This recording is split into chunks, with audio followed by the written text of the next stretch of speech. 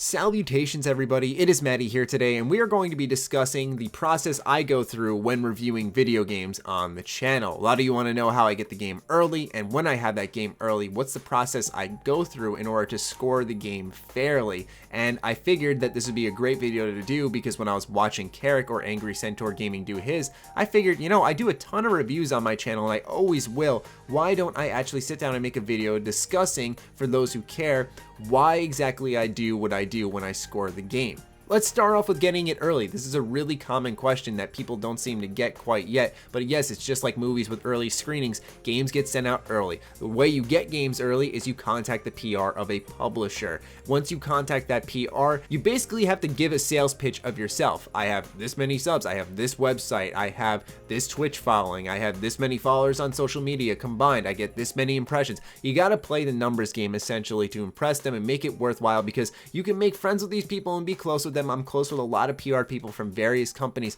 but at the end of the day, it is a business transaction. It has to be beneficial to them when they distribute the copy of the game to you, that you're going to be improving their sales number. They're not just going to be doing you a favor. You have to be doing your part. A lot of people get mixed up here and feel that you got to send a novel to these PR departments, but what people don't really think of is that there are thousands and thousands of other gamers out there who want review copies of games. So yes, I try to keep my letters very brief. I try to just say, I'm Matty, I have this many subs, I have this following here, yada yada yada, and that's what I go with from there. I just try to keep it very simple because I know these are busy people and I respect them for what they do. This is not to say that PR companies don't sit down and read the longer letters, but it's better just to keep it somewhat brief, a paragraph or two, and you're good to go. After that, you'll usually get a time frame on when exactly review copies are going to be distributed, and then the copy arrives. At that point, this is how I get into the review process. If it's a sequel to a game, yes, I'm going to be ultimately comparing it to that previous iteration of the game, but also considering if this is a brand new entry, a person who's never played that first entry of the game,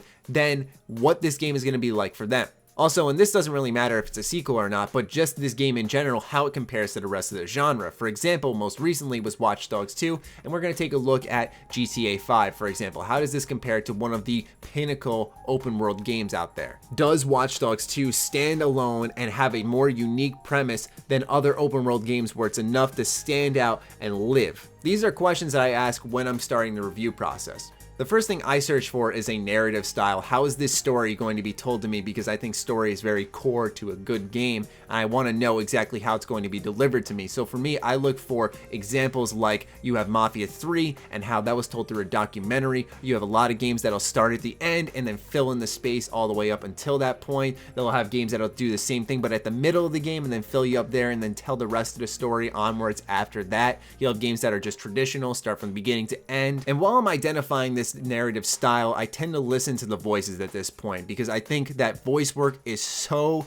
damn important in a video game. I cannot stress enough how important good voice actors are for video games because they are what translate the experience. You could have the best writing ever. I think a good example could be Fallout New Vegas, how you have some great writing, but you have a lot of instances where voice acting isn't really conveying that experience properly. So while I'm identifying this narrative style, what we're having happen in the story here, I do make sure to listen into those voice actors. Can I feel the emotion? Can I feel, for example, if there's something scary going on, is there actual concern in their voice? Are they translating that perfectly? Or are they actually really happy about something that's going on? And can you really feel that excitement? So the narrative and the voice acting tend to mix up for me. While I know a lot of other reviewers like to separate the sound and the story and the gameplay, me, I kind of mix things all on top of each other. It's a much more overlapping process for me in comparison to a lot of different reviewers out there. And I think that's what makes reviewers unique, is because of the fact that we all have our own different process out there. While the narrative is being told, I'm making sure to focus on if there's any cliches being tossed out there.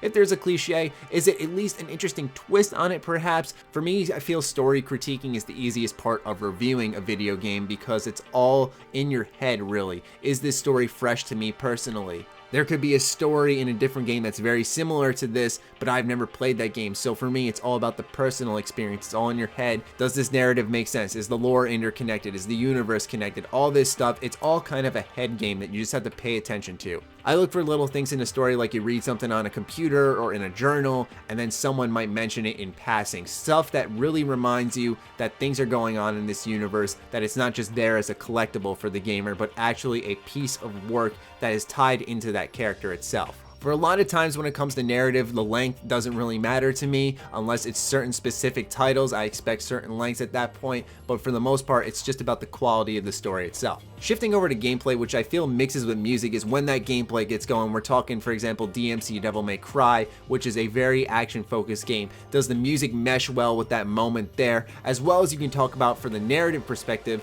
where they're telling an interesting part of the story, does the music match with that to really bring the piece together there? But I think this is highlighted mostly in, for example, what I'm using here is DMC Devil May Cry. Is the gameplay meshing with that music where it's supposed to be high intensity, or more recently Doom, where it's got the heavy metal soundtrack that really gets you headbanging while you're blowing people's heads off? Does that really mix together to bring the experience to a whole new level where you have this fast-paced gameplay but you mute it? Is it as exciting where if you turn up the volume you hear that exciting soundtrack? It brings the experience to this different area that it's never been before. Once again, just like narratives, I think gameplay also boils down to its genre. So I will look at, for example, if it's a puzzle game, I'll compare it to different puzzle games. If it's a sequel to a puzzle game, I'll compare it to its predecessor and how it's improved on certain critiques of that first entry. I also make sure to pay close attention to the AI. Do they just react normally to situations happening, or do they just, for example, in a third-person shooter, will they just hunker down and cover and only pop up when I pop up to make sure that the player is getting that satisfaction of shooting someone,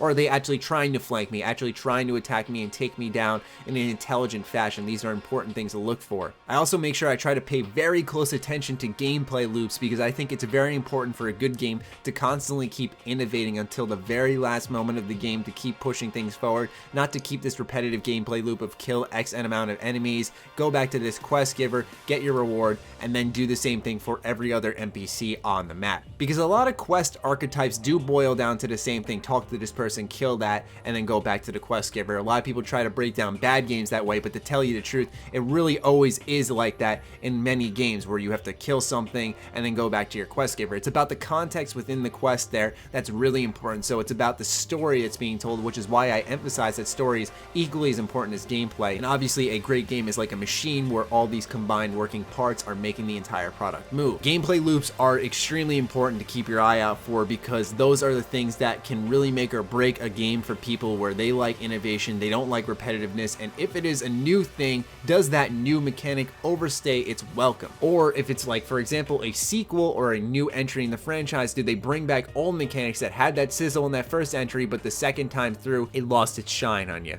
And lastly is graphics, which to me is ultimately not that important. If it's beautiful, that's great. I always make sure to mention that because that's the first thing you see. But also, for me, I'm not really turned off from a game if it's ugly, because I'm the type of person who'll go back and play a game from 2005 without an issue, just because I love video games. And for me, graphics don't really determine whether or not the game is good. I think it adds to things. And there are certain points where I think there's a pride where you'll see low budget games really wear that on their shoulder, and they will without a doubt have these low poly textures, where you'll see these big budget titles like, for example, the Order 1886, which will go gung-ho with their graphics. And for me, it's like, this doesn't really make what a game is great. I can watch a movie if I want to see these fantastic visuals that'll just let me sit back and go, wow, what a great looking thing. And then once I've analyzed all these elements, the sound, the gameplay, the story, and the graphics, I make sure to take a step back and think to myself, would I spend $60 on this? Would I rent this game? Would I wait for a sale on this game? If I'm waiting for a sale, how much is that sale? Because a lot of people will just say, I'm gonna wait for a sale. For me, I think, okay, I'm gonna wait for a sale, but what kind of sale? Is it like a 20% off? Is it gonna be like a $40 game to me?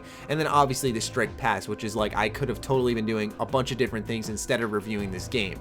The verdict is obviously the hardest part of the review, because that's where the most division comes in, where there are people who are going to stand by a game no matter what. There will be people who are rational about the title, and there are people who are going to hate the game no matter what. For me, I've always viewed reviews as this glorified opinion. My opinion is not better than yours or anyone else's, but it is made out that way because of the fact that I am a content creator, where your opinion will most likely diverge from mine, and that's totally okay. And you're not going to be on agreement with me for every single point, but that's the fun of reviews. That's the fun of discussing video games. And I feel I've learned a lot from reviews because I watch a lot of reviews, because I think it's important to stay tuned into other creators and how they do their types of content that might be similar to yours, because if you're in your own bubble as a creator, you're only going to do what you think is right in your head, and to tell you the truth, times might change. There might be a better reception to something different out there. It's always important to take inspiration from others out there, much like our favorite games do, and work on those type of things. So I do hope I answered a lot of your questions on how I review games